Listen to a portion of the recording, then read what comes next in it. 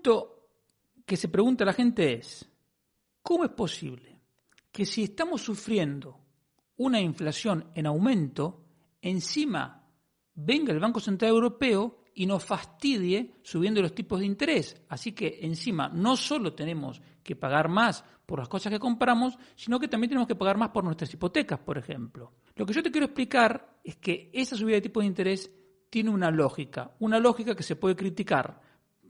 Pero primero te voy a explicar el mecanismo y luego hacemos la crítica.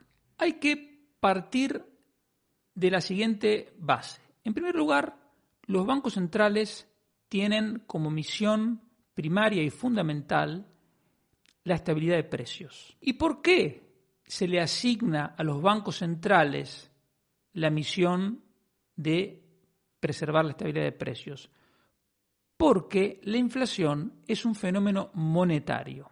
La inflación se produce cuando la cantidad de dinero crece más deprisa que la cantidad de bienes. Si pasara al revés, que la cantidad de dinero se contrayera y la cantidad de bienes quedara igual, lo que veríamos sería deflación, sería que los precios caerían. Digamos, para que haya estabilidad de precios tiene que ir de la mano la cantidad de dinero y la cantidad de bienes, ¿sí? Es un arte muy compleja, pero esa es la idea. El tema es que la cantidad de dinero no es solamente los billetes y monedas que circulan, sino que también son dinero los depósitos bancarios. De hecho, los depósitos bancarios son la parte, por muchísimo, son la parte más importante, no sé, 90 y pico % de todo el dinero son los depósitos bancarios. El dinero en el banco, el dinero que tú tienes en el banco, a su vez, el banco lo utiliza para dar préstamo a otra persona. Entonces, si tú tienes 100 euros en tu bolsillo, la cantidad de dinero está muy clara, son esos 100. Ahora, si tú vas al banco y esos 100 euros lo pones en tu cuenta, esos 100 euros no se quedan en el banco. Redondeamos 90, en la realidad es todavía más, pero con 90 el banco va a dar un crédito. Y la persona que pide ese préstamo va a su vez a hacer pagos que se transformarán en el depósito de otro. O sea, esos 90 vuelven a otro banco que va a prestar 81, digamos, de esos 90 para dar otro préstamo y así sucesivamente. Entonces, con esos 100 euros iniciales, la cantidad de dinero se hizo 1000 o más. Por supuesto que esto no es instantáneo, esto lleva tiempo. Entre que entre que aumenta los depósitos y luego aumenta el crédito y empieza todo ese circuito que te digo de otra vez préstamo, otra vez depósito, otra vez préstamo y así sucesivamente, pasa un tiempo. Pero el punto es que entre el tiempo que pasa entre que se hace un depósito y la cantidad de dinero se expande plenamente, entre que las preferencias de liquidez de la gente, es decir, cuánto dinero quiere tener en efectivo, la gente también cambian, porque resulta que hay gente que a lo mejor tiene un salario de 2.000 euros y normalmente lo deja los 2.000 euros en el banco, pero resulta que por el motivo que fuera, este mes dice, no, yo me retiro los 2.000 euros. Entonces, si eso lo hace mucha gente, tiene un impacto muy importante en la liquidez y en la cantidad de dinero. Entonces, el primer punto, el tiempo. Segundo punto, los cambios en la preferencia por liquidez. Y tercer punto, cambios en la demanda de crédito. Porque aunque la cantidad de depósitos quedara igual y la gente no cambiara tampoco su preferencia por liquidez, por el motivo que fuera, ahora viene más gente a pedir crédito o no, o cambia. Y entonces todo eso hace muy difícil gestionar la cantidad de dinero, porque al final el Banco Central lo único que puede controlar es cuántos billetes emite, cuánto dinero emite, dinero primario, pero no puede controlar toda la cantidad de dinero porque, te repito, no puede controlar ni la preferencia por liquidez, ni el ritmo a la que la gente pide créditos, ni puede controlar tampoco la velocidad a la que se hace el efecto de expansión monetaria. No es de extrañar que después de haberlo intentado en alguna oportunidad, los bancos centrales hayan dicho no, mejor que intentar controlar directamente la cantidad de dinero, vamos a hacerlo de manera indirecta. ¿Cómo? Tocando los tipos de interés. Porque si suben los tipos de interés, pedir un crédito te cuesta más caro. Y entonces, de la misma manera que cuando los pantalones suben de precio, tú compras menos pantalones, si el crédito es más caro, tú también pides menos crédito. Todos los bancos centrales lo que hacen es subir los tipos de interés cuando la inflación está alta, entre comillas, y bajarlos cuando está baja, entre comillas. Por eso, todos los bancos centrales tienen un objetivo de inflación, porque si no tienen un objetivo de inflación, no tienen contra qué medir la inflación. En el caso del Banco Central Europeo, el objetivo de inflación es el 2%. Entonces, si la inflación está por encima del 2%, ellos van a ir subiendo el tipo de interés para que baje hasta el 2%. Pero también pasa lo contrario. Si la inflación está por debajo del 2%, van a bajar los tipos de interés para que la inflación suba. Como es evidente, esto no funciona, digamos, tan mecánicamente como si fuese un reloj. Por eso te estoy diciendo esto, más bien es un arte. Porque cuando se mueven los tipos de interés, se generan dos efectos. El primero es que los créditos se hacen más caros. La gente cuando pide un crédito lo pide para comprar algo.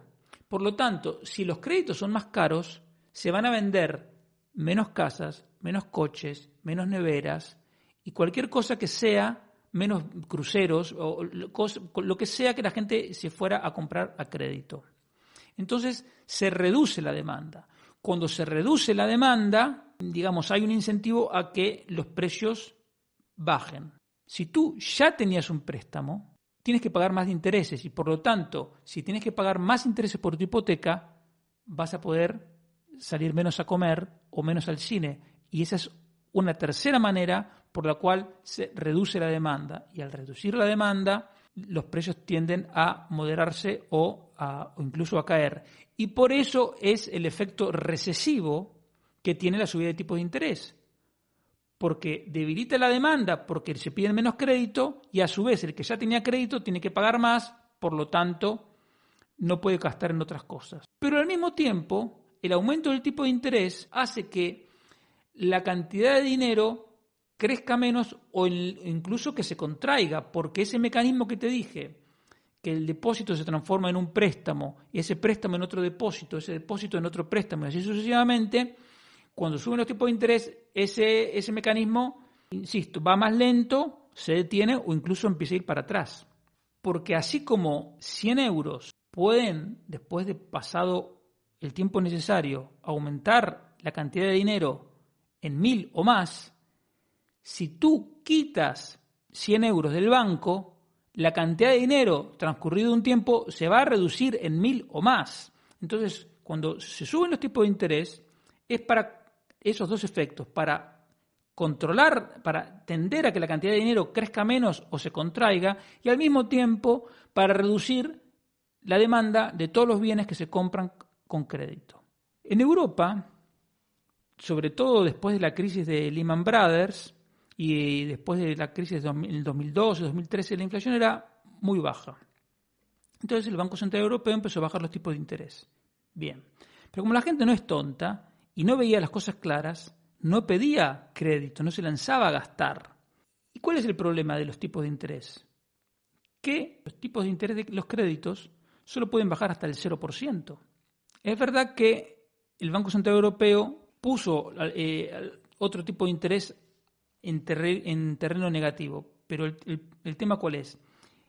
El tipo de interés que el Banco Central está subiendo es el coste que tiene para los bancos pedirle dinero prestado al Banco Central Europeo. Luego, si los bancos tienen dinero que les sobra, también pueden hacer un depósito en el Banco Central Europeo. Ese tipo de y entonces el Banco Central Europeo les paga un tipo de interés. Ese tipo de interés por captar depósitos de los bancos lo habían puesto en terreno negativo. Por lo tanto, si un banco hacía un depósito en el Banco Central Europeo, perdía dinero, por lo tanto, porque la idea era que no hicieran depósitos para obligarlos a dar crédito.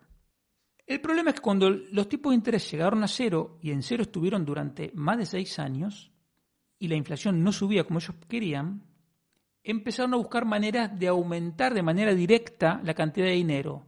Primero dando más créditos a los bancos a largo plazo para que dieran préstamos, luego comprando unos bonos y luego comprando bonos, digamos, de manera masiva. Y entonces la cantidad de dinero aumentó un montón. El Banco Central Europeo estuvo emitiendo a razón de 1 billón por año durante 6 años. Una cosa de locos. Evidentemente la inflación subió. Lo que pasa es que ellos se comportaron como si este mecanismo que yo te estoy explicando funcionara con precisión matemática, con la precisión de una persona haciendo los cálculos en una planilla Excel. Y esto evidentemente no es así y entonces se le fue de las manos.